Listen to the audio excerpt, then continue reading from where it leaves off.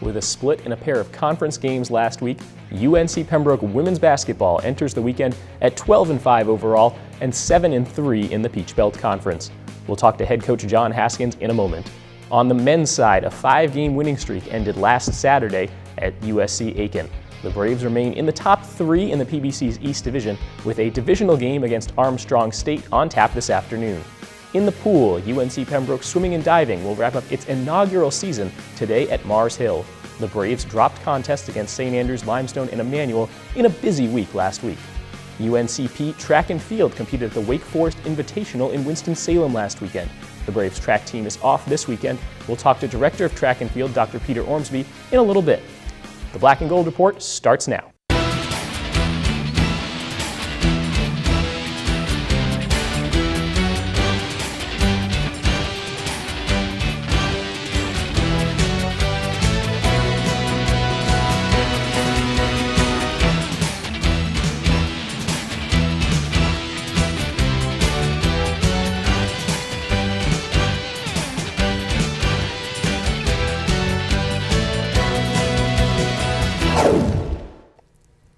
Welcome to another episode of the Black and Gold Report presented by Pepsi, a show all about UNC Pembroke athletics.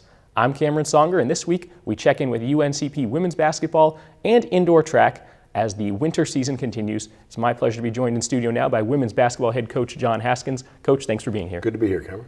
Conference play started back on December 17th with a 15-point win over then number 15 Clayton State. Your team has a pair of wins over ranked opponents this year. What has worked for the Braves and has caused them to be so successful in these elite games against elite competition? Well, I think number one, we have more offensive weapons. Starting with Janisa Monley, who was an all-conference player last year, and I think she's kind of built on that and done a good job when we get her the ball inside. And Jasmine Hundley has played well, really pushes the ball in transition and has improved her three-point shot.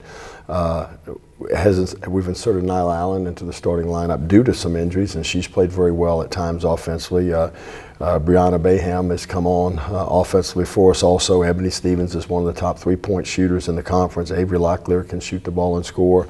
So I think there's a mix of kids that have given us some more offensive weapons. This season is the first time in program history that UNC Pembroke has started 7-2 in the first 9 conference games.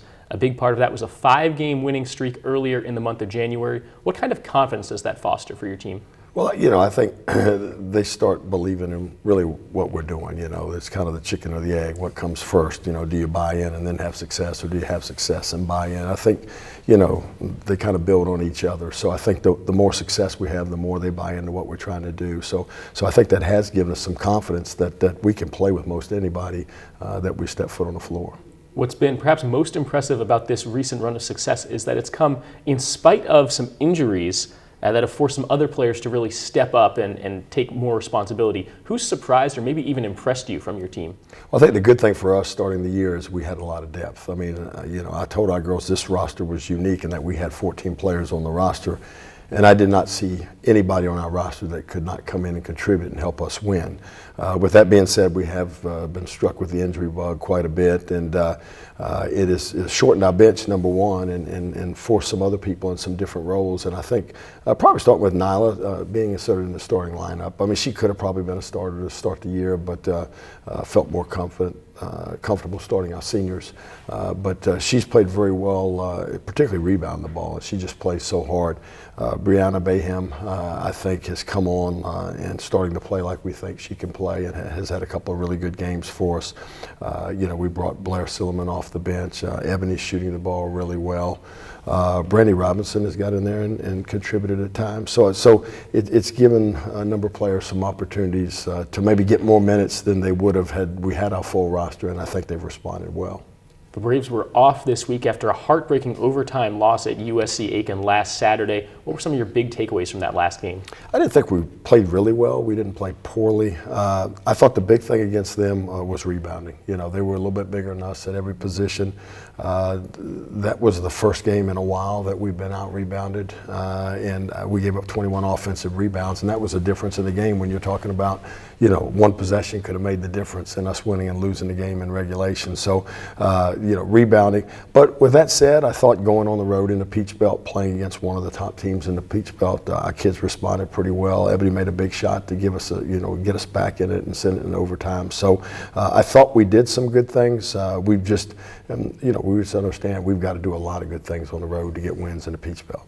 You talked about the rebounding battle in that game against USC Aiken, sort of an anomaly, like you said.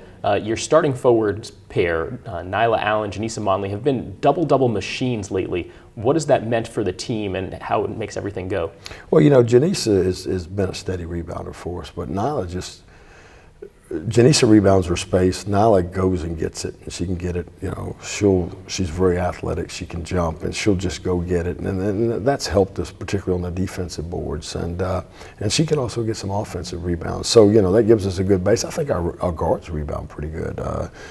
Jasmine Hundley is a very good rebounder for a point guard. I think she maybe had 7 on Saturday. So I think we've got to rebound every position to be effective on the boards because we are undersized at certain positions. Coach John Haskins, stay where you are because we need to take our first break. Braves fans, stay tuned as well. We'll be back with more UNCP basketball coverage right after this. Brave Nation is about to commence. Rewards, event times, and the Brave Nation student section, it all lives here. Download hashtag Brave Nation for free. Fill out your full user profile. Check in from your Brave Nation section seat and start redeeming swag. Turn on your notifications so you don't miss out on important Brave Nation information. Download the app, fill out your profile, be loud in the Brave Nation student section, and get rewarded.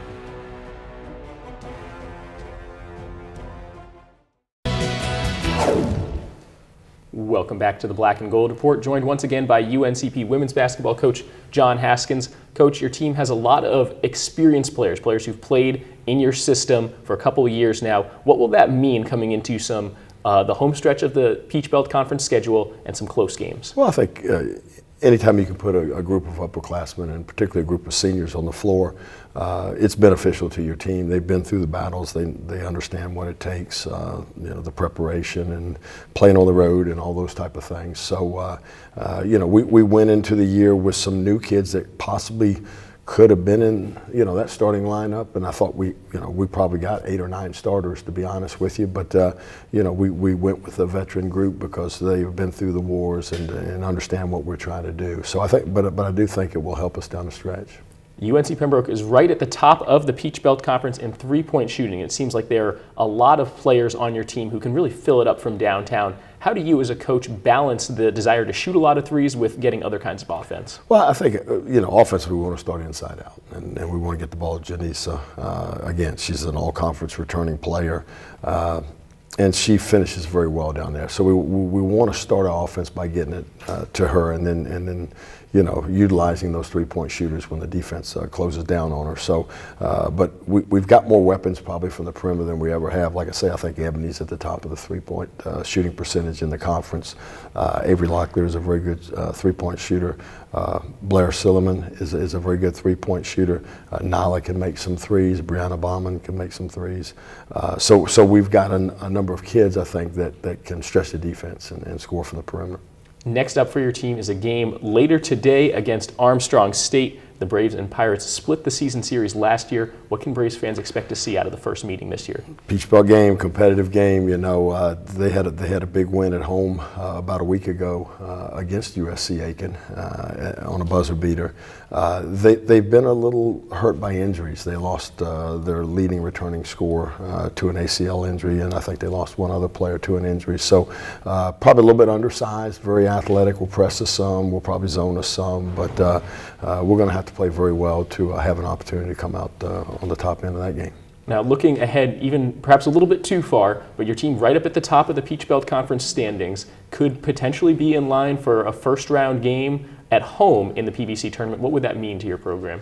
Well, that'd be awesome. I think we played very well at home for the most part this year, and it would be great to stay here in Pembroke and host a PBC tournament game.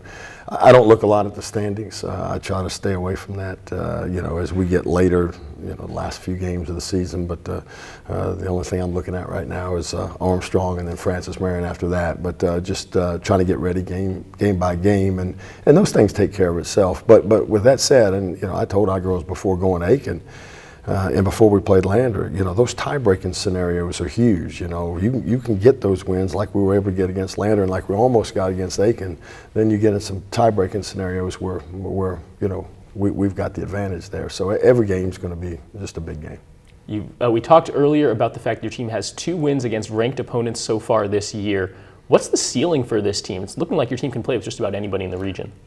I feel like we can when we're playing well. You know, we went down the first half at Columbus State and just we were awful to say it mildly. We had 15 turnovers in the first half. We were, I think, 1 for 12 from the 3-point line. And we spotted them a 29-point lead. And we looked like an inferior team. Second half, we won by 12 and looked like a team that was ready to compete with them. So I think it's more about us than it is about opponents. It's more about us playing well and doing the stuff we need to do on both ends of the floor and doing it on a consistent basis. And if I think we do that and we do it well, we can compete with anybody in this region. Coach John Haskins, thank you so much for being here. Thank you, Cameron. We need to take our next time out. Stay tuned to the Black and Gold Report. We'll be right back with Director of Track and Field, Dr. Peter Ormsby.